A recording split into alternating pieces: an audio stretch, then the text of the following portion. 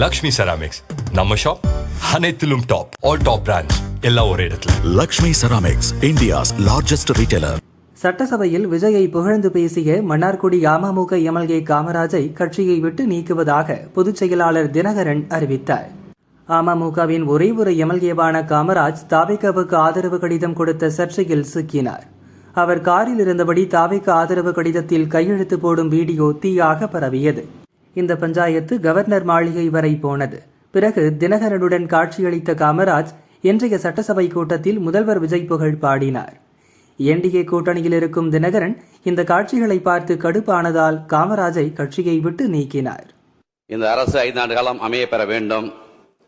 பல்வேறு அரசியல் கட்சி தலைவர்கள் இங்கே வந்திருக்கிறார்கள். குறிப்பாக இளைஞர்கள் அதிக அளவில் இந்த சட்டமன்றத்தில் இடம்பெற்றிருக்கிறார்கள். ஒரு நாட்டின் எதிர்காலம் இளைஞர்கள் கையில் இருக்கிறது என்று சொல்லுவார்கள். மாண்புமிகு முதலமைச்சர் நல்ல இளைஞராக இருக்கிற காரணத்தினால் நிச்சயமாக ஒரு சிறந்த ஆட்சியை ஏற்படுத்தி தருவார் என்கிற நம்பிக்கை எனக்கு இருக்கிறது. அதனால் தான் உங்களை ஆதரித்து பேசுகிறேன், வாழ்த்தி பேசுகிறேன். சில கசப்பான சம்பவங்கள் நிகழ்ந்தது உண்டு. அது அன்றைக்கு இருக்கிற அரசியல் சூழல். இன்றைக்கு முதலமைச்சர் அவர்கள் தான் ஒரு திறமையான ஆட்சியை கொடுக்க முடியும்.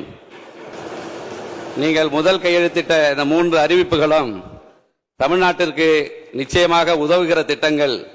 இன்னைக்கு நான் 3 நாளா சென்னையில் தான் இருக்கிறேன்.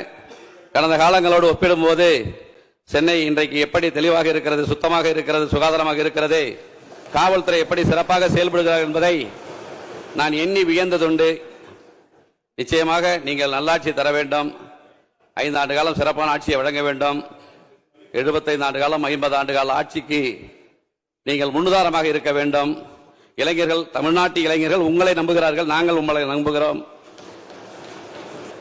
நீங்கள் முதல் அறிவிப்பிலேயே என்ன எதிர்பார்த்தார்கள் மக்கள் என்றால், இலவச அறிவிப்புகள் 1000 கோடி 10,000 கோடி என்று அறிவிப்பீர்கள் என்று எதிர்பார்த்தார்கள்.